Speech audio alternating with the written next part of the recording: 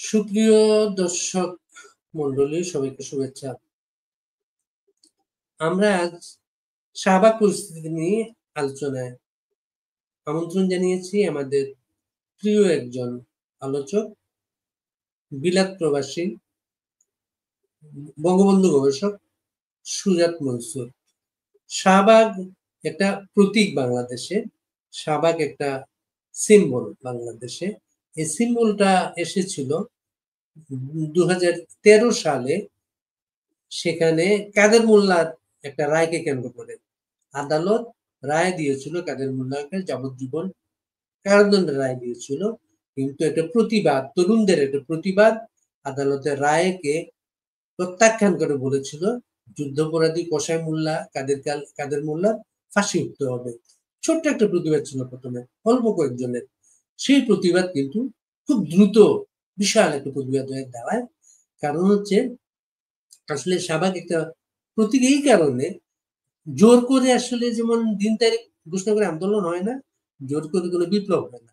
এই বিষয়গুলা সময়ের সময়ের ভেতর থেকে আসে, মানুষের ভেতর থেকে আসে। শাহবাগের সেই বিপ্লব গণজাগরণ মঞ্চের ব্যানারে শুধু শাহবাগে না, সারা পৃথিবীতে বাঙালিদের মধ্যে ছড়িয়ে পড়েছিল এবং শাহবাগে একটা প্রতীক হয়ে প্রতীক অগ্নিকন্যা, নতুন এক অগ্নিকন্যার সৃষ্টি করেছিল, তার নাম লাকি আক্তার। সেই লাকি আক্তার বাম ছাত্র সমাজ যুক্ত ছিলেন, ছাত্র ইউনিয়নের নেত্রী ছিলেন। লাকি আক্তাররা কয়েকদিন আগে দেশে যে চলমান যে ধর্ষণের ভয়াবহতা চলছিল, এই ধর্ষণের বিরুদ্ধে লাকি আক্তারের নেতৃত্বে শাহবাগের জন্য একটা প্রতিবাদ, ধর্ষণের বিরুদ্ধে একটা প্রতিবাদ এলো, সেটা মানে আক্রান্ত হয়েছে। যেন ধর্ষণের প্রথম পুলিশ বাজাতে গিয়েছে, পরে এই সরকারের সমর্থকরা লাকি আক্তারের উপর হামলা করেছে, এই বলে যে তারা পুলিশকে আক্রমণ করেছে। এই পরিস্থিতিতে শাহবাগ কেন্দ্রিক যে উত্তেজনা নতুন করে, এই বিষয়টা নিয়ে সুজাত ভাই, আপনার মতামত চাইব। প্রথমে আপনাকে অভিনন্দন, খুব অল্প সময়ের নোটিশে এখানে এসছেন। আপনাকে আবার ধন্যবাদ। তৃতীয়বারের মতো আপনার সাথে আমি আজকে বসলাম। আমরা যারা বহির্বিশ্বে আছি তারা স্বাধীনভাবে কথা বলতে পারি, আমরা আমাদের মতামতটা তুলে ধরতে পারি, কিন্তু দেশে যারা মুক্ত বুদ্ধি এবং মুক্তিযুদ্ধের পক্ষে আছেন তারা এই মুহূর্তে সেভাবে কথা বলতে পারেন না, কথা বলার মতো অবস্থা নেই, কারণ মব কালচার তাদেরকে মুখ বন্ধ করে রেখেছে। সেই সুযোগে আমরা দেশের মানুষকে বার্তাটা দিতে চাই এবং আমাদের মতামতের মাধ্যমে বিশ্লেষণ করে দেশের মানুষকে জাগাতে চাই। আমরা চেষ্টা করছি। যারা আজকের অনুষ্ঠানটি শুনছেন তাদেরকে আমার পক্ষ থেকে শুভেচ্ছা।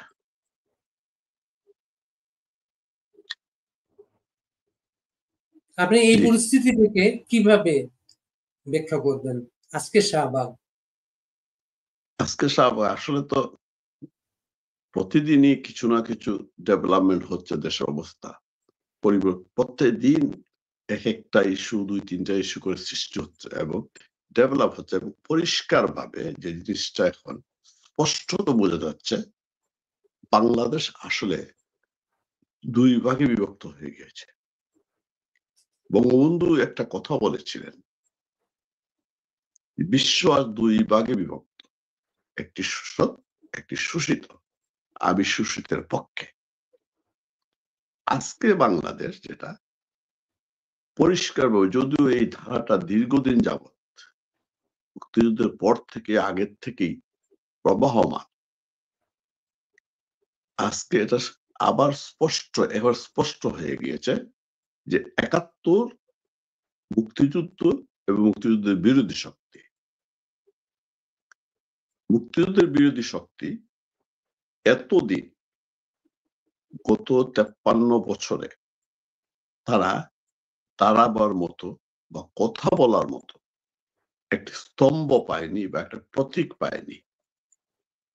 এইবার দুর্ভাগ্যজনক হলো সত্য, ৭১-এর মুক্তিযোদ্ধারা কিছু মানুষ, মুক্তিযুদ্ধের কিছু শক্তি বুঝে না বুঝে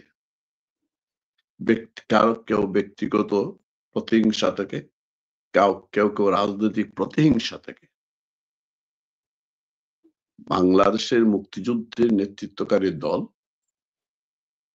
আওয়ামী লীগের সরকারের বিরুদ্ধে একটি আন্দোলন গত 15 বছর চেষ্টা করতে করতে যখন ছাত্রদেরকে এই ইউনূস সাহেব মেটিকুলাসলি প্ল্যানের মাধ্যমে যে আন্দোলনটা কোটা আন্দোলনকে কেন্দ্র করে তারা দুর্ভাগ্যজনক ভাবে সফল হয়ে গিয়েছে।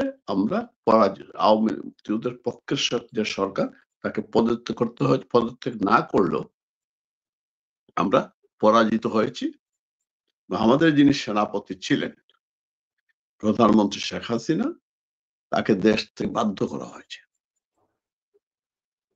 গত 7 মাসে যে বিষয়টি আমরা আগেই আশঙ্কা করেছিলাম, বঙ্গবন্ধুর কন্যা যে কথাটি বলেছিলেন যে একটা ষড়যন্ত্র চলছে আমাদের স্বাধীনতা সার্বভৌমত্বের বিরুদ্ধে, রাজাকাররা এই ষড়যন্ত্র করছে, সেই কথা আমরাও বলেছি।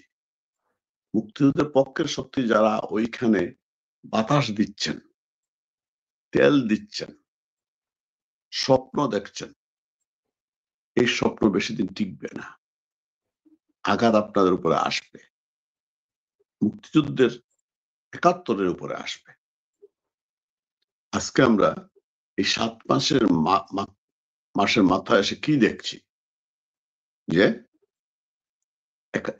এই যে স্তম্ভর কথা বললাম, তারা একটা প্রতীক পেয়ে গেছে। আমাদের যেমন ৭১ একটা প্রতীক, আমাদের একটা স্তম্ভ, আমাদের একটা মাইল ফলক, তেমনি ওদের কাছে ২৪ হচ্ছে মাইল ফলক, ২৪ হচ্ছে তাদের একটা স্তম্ভ হয়ে গিয়েছে, একটা দাঁড়াবার জায়গা হয়ে গিয়েছে।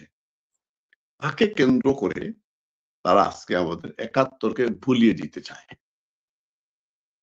মুছে ফেলতে চায়, যার কারণে আজকে আমাদের সামনে চ্যালেঞ্জ হয়ে দাঁড়িয়েছে আমরা আমাদের মুক্তিযুদ্ধ ৭১ না ২৪, ৭১ না ২৪, ওরাও ২৪ না ৭১।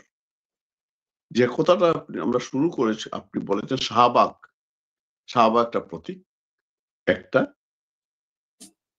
এইটা একটি স্তম্ভ। আমি বলবো শাহবাগ হচ্ছে আমাদের রাজাকারদের বিরুদ্ধে, মুক্তিযুদ্ধের বিরোধী শক্তির বিরুদ্ধে প্রতিবাদের একটা প্রতীক, সিম্বল, এই শব্দটি শাহবাগ। কারণ আমরা জানি ২০১৩ সালে কাদের মোল্লাকে যখন যাবজ্জীবন দণ্ড দেওয়া হয়, তার প্রতিবাদে এক শ্রেণীর একটি গ্রুপ, তাদেরকে মূলত তারা অনলাইন অ্যাক্টিভিস্ট, তাদের নেতৃত্বে একটি প্ল্যাটফর্ম তৈরি হয়েছিল, গণজাগরণ মঞ্চ। সেই মঞ্চ ছিল সার্বজনীন মুক্তিযুদ্ধের পক্ষের শক্তির একটি প্ল্যাটফর্ম। তার মাধ্যমে সারা দেশে, দুনিয়া ব্যাপী মুক্তিযুদ্ধের যে ঘাতক দালাল, শহীদ জননীর নেতৃত্বে ঘাতক দালাল নির্মূল কমিটির মাধ্যমে যে জাগরণ সৃষ্টি হয়েছে, তারপরে এটি হচ্ছে দ্বিতীয় জাগরণ, মুক্তিযুদ্ধের পক্ষে সার্বজনীন। তখন আদালত বাধ্য হয়েছিল এই কাদের মোল্লাকে ফাঁসি দিতে, ফাঁসির আদেশ দিয়েছিল। এই যে জ্বালা, এই স্বাধীনতা বিরোধী শক্তি ভুলতে পারেনি। আজকে যখন ধর্ষণের বিরুদ্ধে, নিপীড়ন, নারী নির্যাতনের বিরুদ্ধে ধর্ষণ বিরোধী যারা একটি প্ল্যাটফর্ম আছে সারা বাংলাদেশে, তারা যখন প্রতিবাদ করছে, সেই প্রতিবাদে লাকি আক্তার যুক্ত হয়েছেন। কেন হয়েছেন? তিনি একজন নারী এবং তিনি এক আদর্শিক কারণে যুক্ত হয়েছেন। সারা দেশের মানুষ আজকে দলমত নির্বিশেষে এর বিরুদ্ধে দাঁড়িয়েছে। কিন্তু এই লাকি আক্তারকে কেন্দ্র করে এই যে মুক্তিযুদ্ধ বিরোধী শক্তি, তারা একটা অজুহাত পেয়েছে। কারণ তারা দর্শনের বিরুদ্ধে কি করে মাঠে নামবে, দর্শনের পক্ষে আমি বলছি, দর্শনের পক্ষে। কারণ এই শক্তিটা পাকিস্তানিদের ঔরসজাত, আমি বলবো ঔরসজাত। এরা পাকিস্তানি ধারা রাজনীতি করে। পাকিস্তানিরা কি করেছে 1971 সালে? গণহারে পাকিস্তানিরা এই দেশে আমাদের মা বোনদেরকে ধর্ষণ করেছে। আজকে কিন্তু একই অবস্থা। সুতরাং যে শক্তিটা আজকে দর্শন বিরোধীর বিপক্ষে দাঁড়িয়েছে, তারা আসলে ধর্ষণের পক্ষে। কিন্তু তারা একটা অজুহাত খুঁজে পেয়েছে, শাহবাগী, লাকি আক্তার আর স্বৈরাচারের দূষণ, কমন শব্দ। এই যে তাক দেওয়া স্বৈরাচারের দূষণ, এটা করে ওরা আবারও সাধারণ ছাত্রছাত্রীদের নামে তাদের সেই ইচ্ছাটা, তাদের যে লক্ষ্যটা, এই 24-এর পক্ষে বা মুক্তিযুদ্ধের বিরুদ্ধে যে লক্ষ্যটা তারা বাস্তবায়ন করতে চায়। যারা কি জিনিস খেয়াল রাখবেন, পুলিশে মেরেছে কি পুলিশকে মেরেছে সবাই আমরা ভিডিওতে দেখেছি, এটা প্রমাণিত সত্য। পুলিশকে পুলিশই মেরেছে, কিন্তু পুলিশের উপরে হামলা কেন, তার প্রতিবাদে ওরা রাস্তায় নেমেছে। হাস্যকর বিষয়, এই যে নুরা, সেও দেখলাম রাস্তায় নেমেছে, ইনকিলাব মঞ্চের পক্ষে অবস্থান নিয়েছে। এই নুরা, তার নেতৃত্বে তার দলের মানুষ পুলিশ হত্যা করেনি, পুলিশের উপর আক্রমণ করেনি। এই যে আজকে 24-এর কথা যারা বলছে, এরা কি পুলিশকে হত্যা করেনি? 3000-এর মতো পুলিশ হত্যা করেনি? অন্তঃসত্ত্বা মহিলা পুলিশকে হত্যা করেনি? পুলিশের উপর আক্রমণ করেনি? এটা কি দুনিয়ার সবাই জানে না? সবাই তো দেখে যে তারা কিভাবে পুলিশের উপর হামলা করেছে। এখন আবার তারা পুলিশের দরদি সেজেছে। এইটা একটা অজুহাত। একটা লাকি অজুহাত আক্তার খুঁজা তারা। দেখেন, ভাই সুজাত ভাই, লাকি আক্তার এবং তার দলের লোকেরাও কিন্তু এদের সাথে আন্দোলনে শরীক হয়েছিলেন, হ্যাঁ, এবং এরা কিন্তু আন্দোলনে শরীক হয়েছিলেন, কিন্তু আজকে তারা বুঝতে পারছেন তারা সংখ্যালঘু হয়ে গেছেন, কারণ ক্ষমতাটা চলে গেছে মৌলবাদীদের হাতে। হ্যাঁ, এবং আজকে তারা একজন লাকি আক্তারকে সহ্য করতে পারছে না। আমি ফেসবুকে একটা, অনেকে লিখছেন এটাকে নিয়ে, একজনের একটা লেখা, কবির চৌধুরী তন্ময় তার নাম, তিনি একটা ছোট্ট ছড়া লিখেছেন, এক শাহবাগী লাকির স্লোগানে সব রাজাকারের করুণ সুর, সব শাহবাগী মাঠে নামলে তোরা পালাবি কত দূর। এই দেখেন, এই একটা লাঠি, একটা সিম্বল, লাঠিকে আক্রমণ করতে গিয়ে আবার কিন্তু মুক্তিযুদ্ধের পক্ষ বিপক্ষ প্রকাশিত হয়ে পড়েছে। এটাই তো বাস্তবতা। লাকি তো এই জায়গায় সিম্বল হয়ে গেছে। এটা লাকি তো না, এটা তারা, এই যে বললাম না যে 71 আর 24 মুক্তিযুদ্ধের পক্ষ, মুক্তিযুদ্ধের বিপক্ষ সব। আজকে ক্ষমতায় কারা? আজকে ক্ষমতায় ইউনূস বলেন, আপনার যারাই আছে, তারা মূলত যারা সরকারটা চালাচ্ছে, তারা তো মুক্তিযুদ্ধের পক্ষের শক্তি না।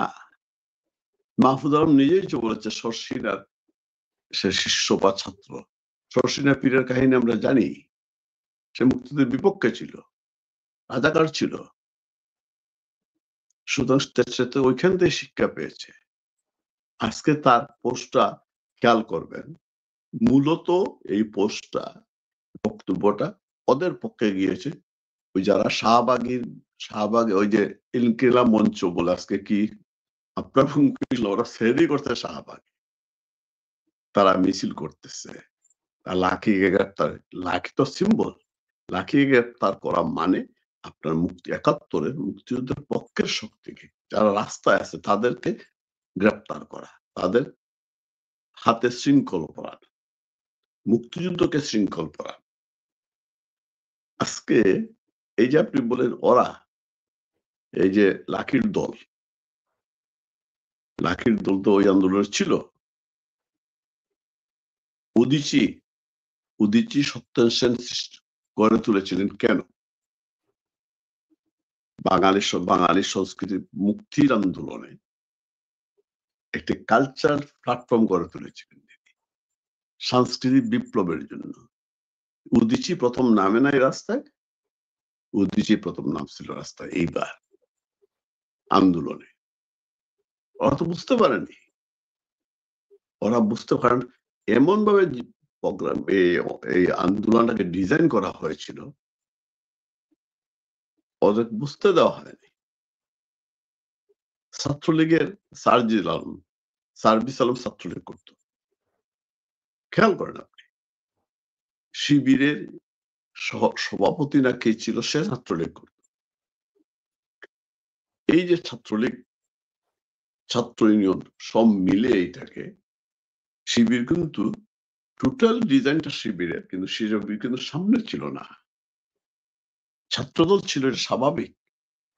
কিন্তু ওরা বামপন্থীরা বুঝতে পারে নাই, বা বিএনপিও বুঝতে পারে নাই আঘাতটা ৭১-এর উপরে আসবে, তারা বলে নাই এটা,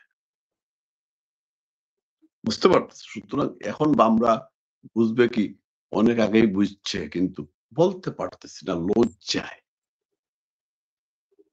মুখ লুকাবে কোথায়, মুখটা লুকাবে কোথায়? আজকে ছাত্রলীগ তো নাই, নিষিদ্ধ হয়ে গেছে, সুতরাং এরা দাঁড়াবে কোথায়? দাঁড়াবার তো জায়গা নেই। ওরা একটা আলটিমেটাম দিয়েছে ইমরানের সরকারকে গ্রেফতার করতে হবে, লাকি আক্তারকে গ্রেফতার করতে হবে, এটা আলটিমেটাম দিয়েছে। আমরাও গতকালকে চেষ্টা করেছিলাম লাকি আক্তারের সাথে যোগাযোগ করার। লাকি আক্তার আমরা একটা নাম্বারে তার খুব ঘনিষ্ঠ একজনের বুঝতে পেরেছিলাম লাকি আক্তার এই মুহূর্তে অসুস্থ, তিনি এখন কথা বলতে চান না। কিন্তু আপনার একটা খেয়াল করবেন, আইন উপদেষ্টার একটা ফাঁস হয়েছে, একটা অডিও ক্লিপ, সেটা কি আপনি শুনতে খেয়াল করেছেন ভাই? শুনবে আমি শুনেছি লাকি আক্তার, লাকি তো আজকেও মিছিলে ছিল, কালকেও মিছিলে ছিল,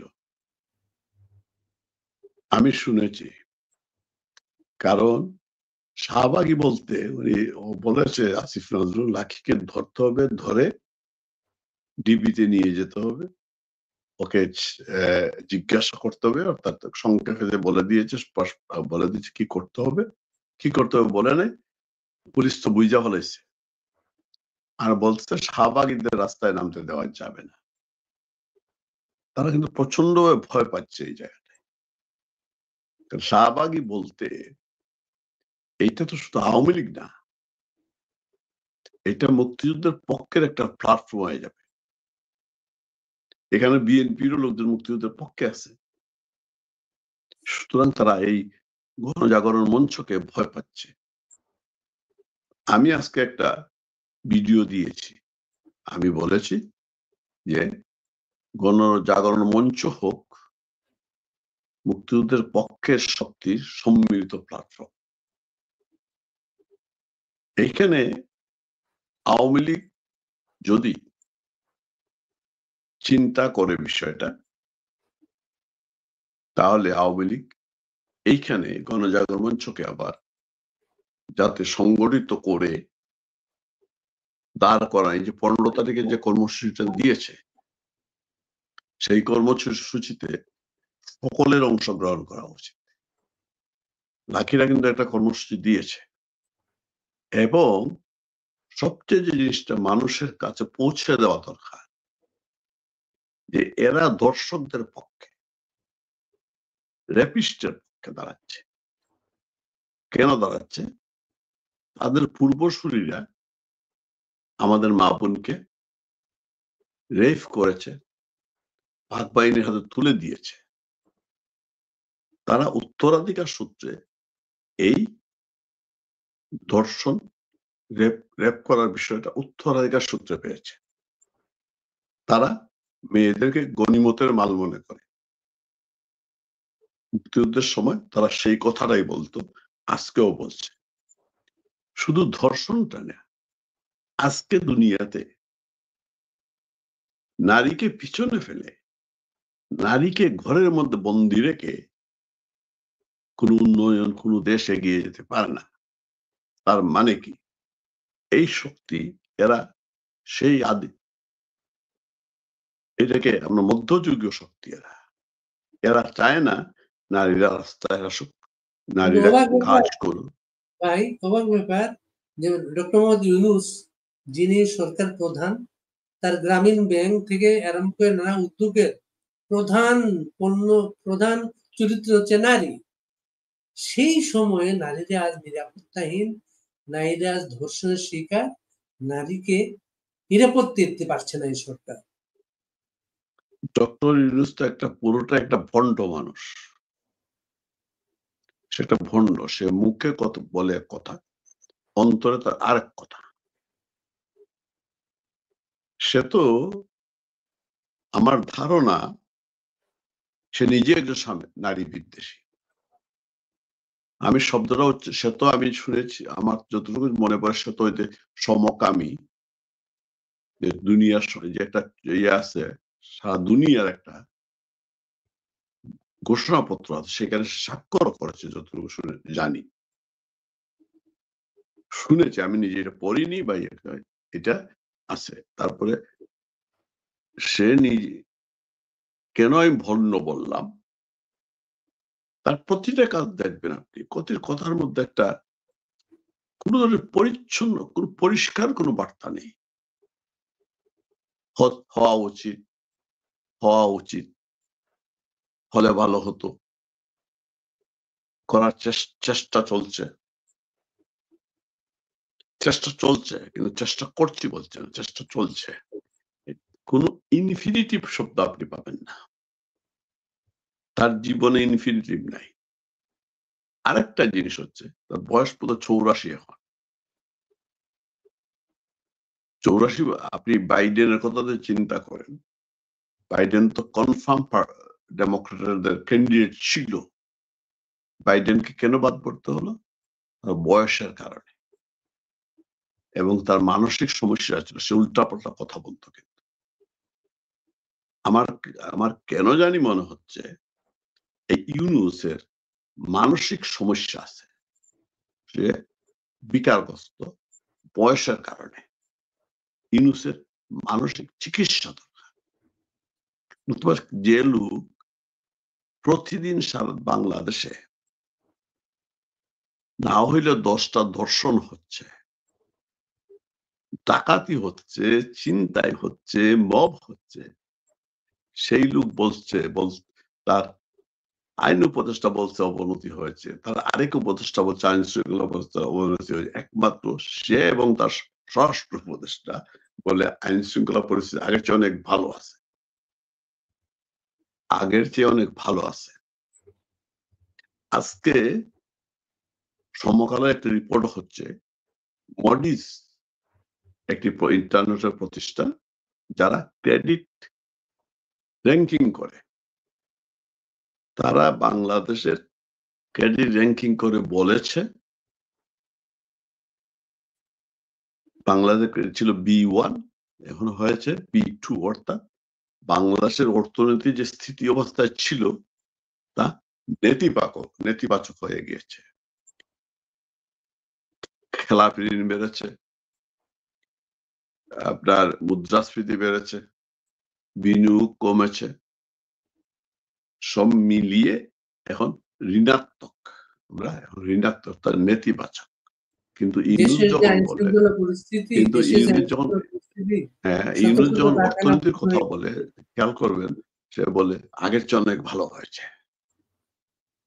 আমরা এত মানুষ অর্থনৈতিক একটা এত মানুষ বেকার, নতুন বেকার, এত কারখানা বন্ধ হয়ে গেছে, মানুষ বেকার, কাজ নেই, মানুষগুলো ডাকাতিতে জড়িয়ে পড়ছে, ছিনতাইয়ে জড়িত হয়ে পড়ছে, আর সরকার প্রধান বলছেন দেশের অবস্থা ভালো, আইন শৃঙ্খলার অবস্থা ভালো। অর্থনীতি অনেক মজবুত। আরেকটা বিষয় হাসি পায়, ইউনূসকে যখন নিয়ে আসা হয় তখন অনেকেই বড় গলায় বলেছিল যে উনি বিশ্বের মধ্যে অত্যন্ত সম্মানিত ব্যক্তি, উনি চাইলেই টাকাটা পেয়ে যাবেন। চলে দেখবেন আসবে। সাহায্যের বন্যায় বাংলাদেশের ডলারের বন্যা বয়ে যাবে। আমরা কি দেখলাম কিছুদিন আগে, বিশ্ব ব্যাংক, তাই না, IMF বাংলাদেশকে যে শেখ হাসিনা সরকার সময় যে আগের সরকার সময় যে প্রতিশ্রুত ঋণ দেওয়ার কথা ছিল, তার ৪র্থ কিস্তি বন্ধ করে দিয়েছে, স্থগিত করে দিয়েছে। দিবে কি, বরং যা দেওয়ার কথা ছিল তাও আর দেয় নাই এ সরকার। বুঝছেন, অর্থনীতি তো দেশের, আমরা যারা বাইরে আছি, তার দেশে যারা আছে তারা বুঝতে পারতেছে অর্থনৈতিক অবস্থাটা কি। কয়েকদিন আগে ব্যবসায়ীদের এক অনুষ্ঠানে এই শফিকুল আলমকে একজন ব্যবসায়ী বলেন আপনারা গণদুশ্মন, বলেছে প্রকাশ্যে। সুতরাং এই জন্য বলছিলাম যে ইউনূস দেখবেন এই বিকারগ্রস্ত মানসিক অসুস্থতা না হইলে, অথবা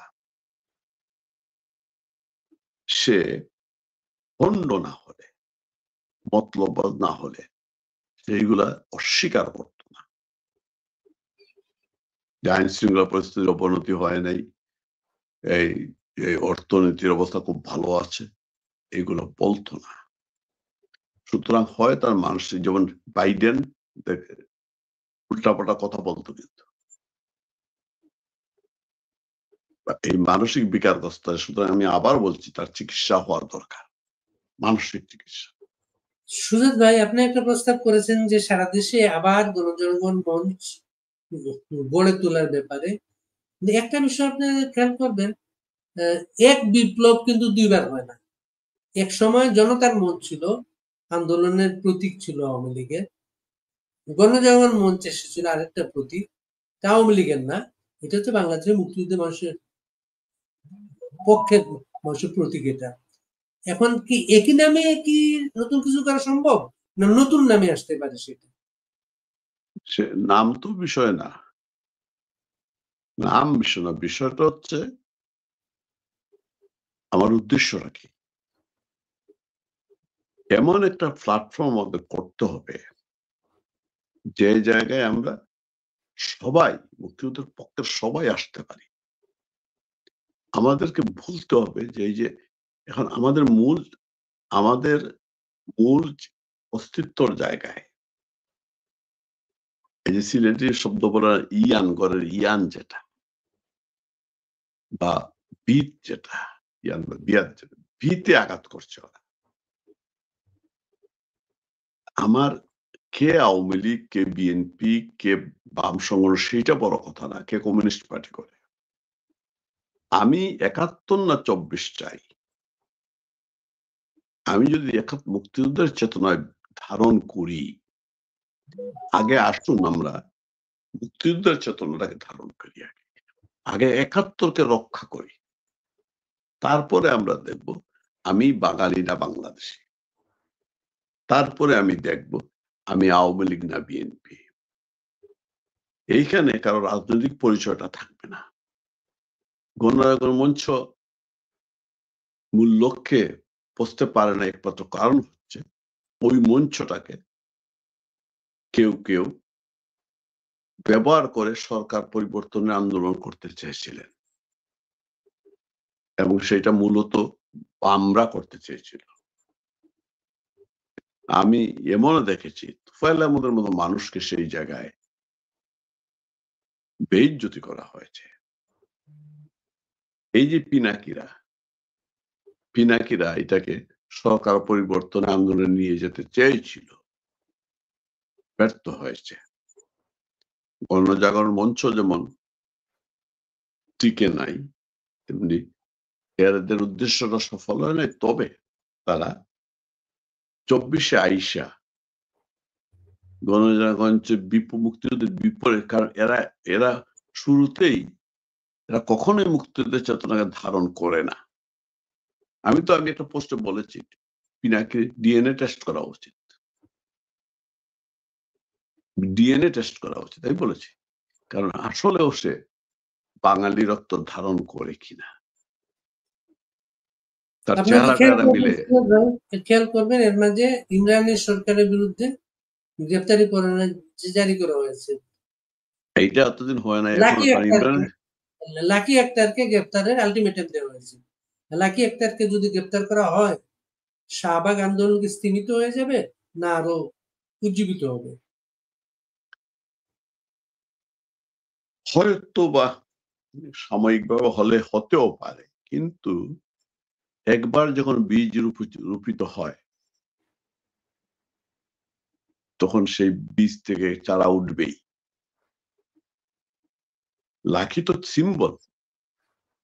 এই জায়গায় যেমন আমি দেখলাম, এই আমাদের কি নাট্য অভিনেতা শহীদ,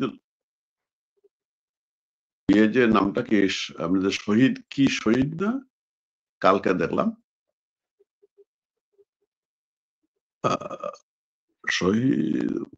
শহীদই নাম, কিন্তু আমি পুরা নামটা বলতে পারতেছি না।